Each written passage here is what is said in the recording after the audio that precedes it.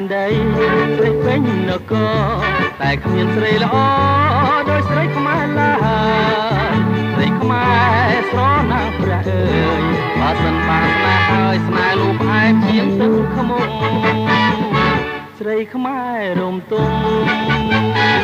ខ្ញុំសែនពេញចិត្តខ្ញុំធ្លាប់ទៅ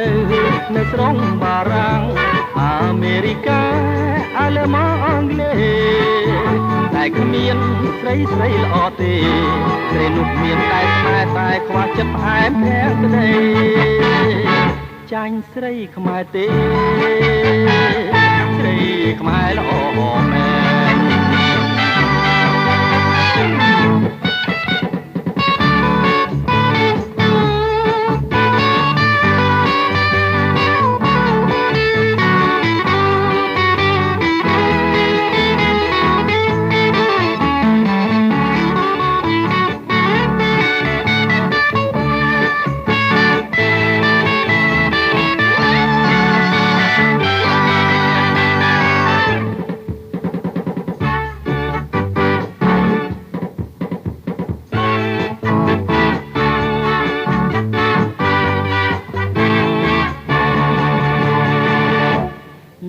ផែនដី